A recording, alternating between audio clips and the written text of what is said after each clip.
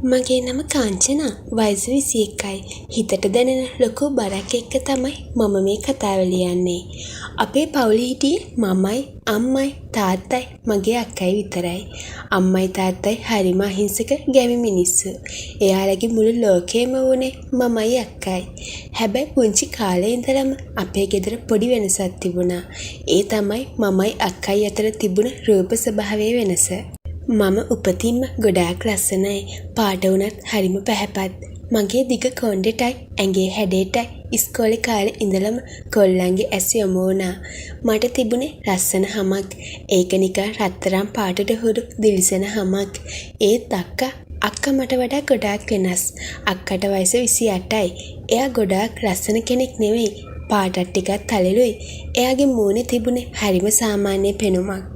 ඒත් මට ලස්සන ගවුමක් ඇන්දම ලැබෙන ප්‍රතිචාර දිහා අක්කා බලාගෙන ඉන්න විදිහින් මට තේරුණා එයා හිත යටින් ගොඩාක් දුක් වෙනවා කියලා. මේ හේතුව නිසාම අක්කගේ විවාහය ටිකක් ප්‍රමාද වෙලා තිබුණේ. අම්මයි තාත්තයි කීප සැරයක්ම මනමාලයෝ ගෙන්නුවා. ඒත් ඒ අය ඇවිත් තේ බීලා ගියාට පස්සේ ආයෙ කතා කළේ නැහැ. සමහර අය කෙලින්ම අකමැත්ත ප්‍රකාශ කළා. මේ දේවල් නිසා අම්මයි තාත්තයි හිටි ලොකු ගින්දරකින්. අනේ මන්ද තාත්තේ ලොකු කෙල්ලට තාම හරියන තැනක් ලැබුණේ නෑනේ. මගේ හිතට හරිම බරයි. නංගිත් දැන් ලොකු වෙලා එනවා. අක්කව දී ගන්න බැරිව කොහොමද අපි නංගි ගැන හිතන්නේ? අම්මා රැයට තාත්තා එක්ක කතා කරනවා මට ඇහෙනවා. ඔය අතරේ තමයි අක්කට අපේ පවුලේ නැන්ද කෙනෙක් කරා අලුත් විවාහ යෝජනාවක් ආවේ. නැන්ද ගෙදර ආපු වෙලාවේ ලොකුවට ඒ ගැන වර්ණනා කළා. අක්කේ මේක නම් හරියන පාටක් තියෙන්නේ. පවුල ටිකක් ලොකු පොහොසත් පවුලක්. කොල්ලා බිස්නස් කරන්නේ.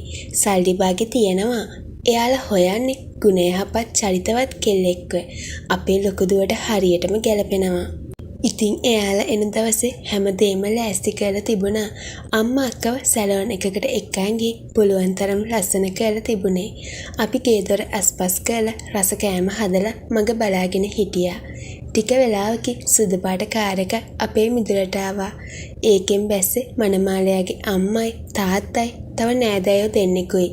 අන්තිමට කාර් එකෙන් බැස්සේ මනමාලයා පස්සේ මගේ ඇස් උඩ ගියා. මම හිතුවේ නෑ අක්කා බලන්න මේ වගේ කෙනෙක් එයි කියලා. එයා ඒ තරම්ම ලස්සනයි. කඩවසම් නළු පෙනුමක් තිබුණේ. උසයි හොඳට ඇඟපත තියෙනවා. එයාගේ නම නිශාන්ත. නිශාන්ත ඇඳලා හිටපු ෂර්ට් එකට එයාගේ සුදු පාට ඇඟ කැපිලා පෙනුණා. එයාගේ ඇතුළට එනකොට මුළු සාලෙම එළිය වුණා වගේ මට දැනුනේ. අපි සාලේ වාඩි වෙලා කතා බහ කරද්දි අක්කා තේ අරගෙන ආවා. අක්කා ගැහි තමයි තේක නිශාන්තට ඇල්ලුවේ. නිශාන්ත අක්කා දිහා බැලුවේ හරිම සාමාන්‍ය විදිහට. ලොකු කැමැත්තක්වත් අකමැත්තක්වත් ඒ මූණේ පෙනුනේ නෑ. හැබැයි ඊට පස්සේ කෑම මේසෙදි මම වතුර වීදුරු තියන්න එතනට ගියා. නංගි මට උණු වතුර එකක් ගෙනත් දෙන්න පුළුවන්ද? නිශාන්ත මගේ දිහා බලලා ඇහුවා. ඒ වෙලාවේ එයා මගේ ඇස් දෙක දිහා බලාගෙන හිටපු විදිහට මට අමුත්තක් දැනුණා. එයාගේ බැල්ම මගේ මූණ පුරාම දුවනවා වගේ මට තේරුණා. මම ලැජ්ජාවෙන් බිම බලාගෙන කුස්සියට දිව්වා. එයාලා ආවට පස්සේ අපි හිතුවට වඩා ඉක්මනට එයාලා අක්කට කැමති වුණා. ඒක අපිට පුදුමයක්. සමහර විට අක්කගේ ගුණ යහපත්කම එයාට තේරෙන්නේ නැති. එහෙමත් නැත්නම් නිශාන්තට ඕනේ උනේ ගෙදරට කීකරු බිරිඳක් වෙන්න නැති. කොහොම හරි විවාහය තීන්දුව වුණා. මස්සිනා නිතරම අපේ ගෙදර එන්න ගත්තා. එයා එන හැම වෙලාවෙම අක්කට තෑගි බෝගේ ගේනවා. වගේම මටත් මොනවා හරි ගේන්න අමතක කළේ නෑ. මේ චොක්ලට් එක නංගිට. එයා ආසයිනේ චොක්ලට් වලට. මස්සිනා දවසක් අක්කා ඉස්සරහම මට ලොකු චොක්ලට් එකක් දුන්නා. අපෝ මෙයාට චොක්ලට් කිව්වත් වෙන මුකුත් ඕනේ නෑ. අක්කා hina වෙලා කිව්වා. අක්කා හරිම අහිංසකයි. එයාට මේ දේවල් වල යටි අර්ථයක් තේරුනේ නෑ. දවසක් මම මිදුලේ මල් වලට වතුර දානකොට මස්සිනා මගේ ළඟට ආවා. කාංචනා ඔයා හරිම ලස්සනයි. මම හිතුවේ නෑ අක්කට මෙච්චර ලස්සන නංගි කෙනෙක් ඉන්නවා කියලා. මස්සිනා හෙමින් කිව්වා. මම ගැස්සිලා ගියා. අනේ අයියේ අක්කා ලස්සනයිනේ. ඔව් හැබැයි ඔයාගේ තියෙන්නේ වෙනස්ම ආකර්ෂණයක්. මස්සිනා එහෙම කියලා මගේ දිහා අමුතු විදිහට බලාගෙන ගෙට ගියා. මට දැනුණා පොර අක්කට කෙසේ වෙතත් මට කැමතියි කියලා. ඒත් මම ඒක හිතින් අයින් කළා.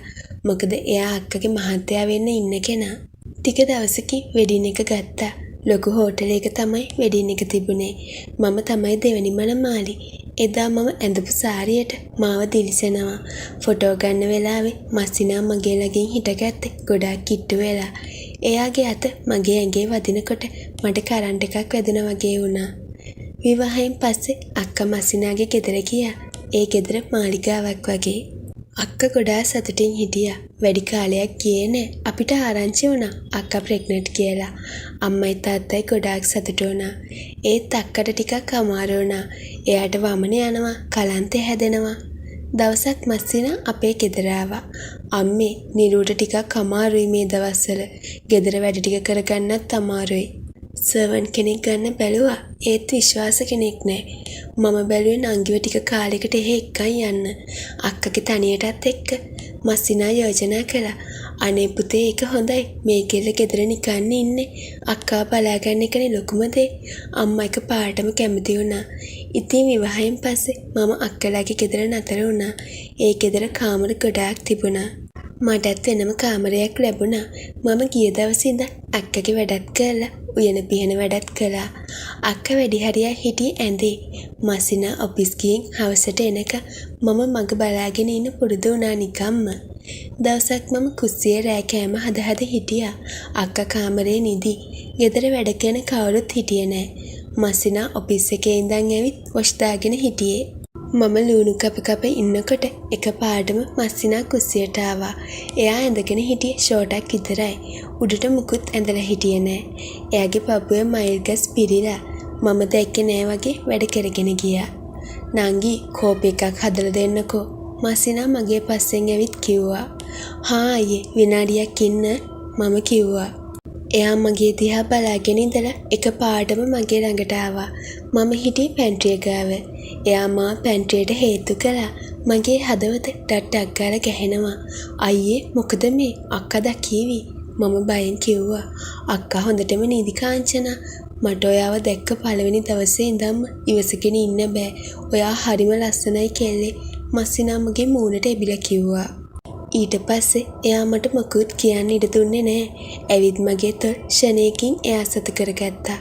මම මුලින් පොඩ්ඩක් ඇඟලුවා වගේ වුණ නිශාන්තගේ මගේ ඇඟ සීතල වෙලා ගියා. එයාට පුදුම හැකියාවක් තිබුණා. හරිම ඉක්මනින් කෙල්ලෙක්ගේ හරිම තැනින් හැංගීම් අවසන්න. එයා මගේ බෙල්ල වටේ ඉඳන් පහළට එයාගේ අත් ගෙනියන්ති මට අක්කව අමතක වුණා.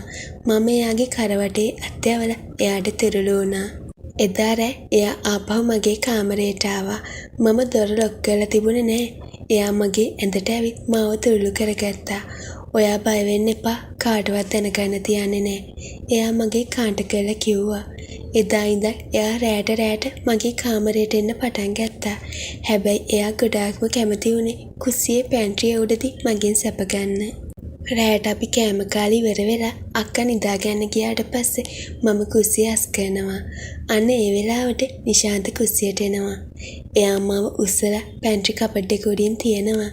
ඒක එයාගේ ආසම තැන. මේක තමයි නියම තැන. එයා මගේ දිහා බලාගෙන දඟකාර හිනාවක් දානවා. මම මුලින් බයෙන් හිටියා. පස්සේ මාත් ඒකට ඇබ්බැහි වුණා. අක්කා කාමරේ නිදි අතරේ මමයි මස්සිනේ කුස්සියේ ගත කරන වෙලාව මගේ ජීවිතේ අමුතුම පරිච්ඡේදයක් වුණා. මස්සිනා හරිම දක්ෂයි ආදරය කරන්න. එයා මා පාලනය කරේ හරිම සියුම් විදිහට. සමහර දවස්වලට අපි පැය ගණන් කුස්සියේ හිටියා. මට සමහර වෙලාවට අක්කා ගැන ලොකු දුකක් දැනුණා. එයා අහිංසක විදිහට බඩත් උස්සගෙන ඉන්නවා. එයාගේ මහත්තයා එයාගේ නංගි එක හොරෙන් ඉන්නවා කියලා එයා හීනකින්වත් හිතුවේ නෑ. මම අක්කගේ මූණ බලන්න බැරිව ගොඩාක් වෙලාවට බිම බලාගෙන හිටියේ. නංගි ඔයාට මහන්සිද? මූණත් මැලවිලා. අක්කා සමහර දාට අහනවා. නෑ අක්කේ රැට නිින්ද ගියේ නෑ. මම බොරුවක් කියනවා. අක්කට බබා ලැබෙනකම් අපේ සම්බන්ධය තිබුණා. අක්කා රෝහලට ගෙනියන දවසේ රැත් මස්සිනා හිටියේ මගේ කාමරේ. එයාගේ හිතේ ලොකු ආදරයක් මම ගැන තිබුණද නැත්නම් මේක හුදු ආශාවක් විතරද කියලා මට අදටත් හිතාගන්න බෑ. බබා ලැබුණාට පස්සේ ගෙදර වැඩ කටයුතු වැඩි වුණා. නෑදෑයෝ එන්න ගත්තා. අම්මත් ඇවිත් නැවතුණා. ඒ නිසා අපිට ඉස්සර වගේ නිදහසක් ලැබුණේ නෑ. ඒත් මස්සිනා මගේ දිහා බලන බැල්මක මාව රහසින් කරන වෙලාවක ඒ පරණ මතකයන් ආයෙත් ඇවිස්සෙනවා. දැන් මම දන්නවා මම කළේ වැරැද්දක් කියලා. ඒත් ඒ වෙලාවේ මස්සිනාගේ ආකර්ෂණයෙන් මිදෙන්න තරම් හයිය මගේ හිතට තිබුණේ නෑ. අදටත් මම මේ රහස හිතේ හංගගෙන ජීවත් වෙනවා. මේ වගේ කතා කියවන්න කැමති අය අපිව සබ්ස්ක්‍රයිබ් කරගෙන යන්න. මේ කතාව ලස්සනයි නම් ලයික් එකක් කමෙන්ට් එකක් දාගෙන යන්න අමතක කරන්න එපා.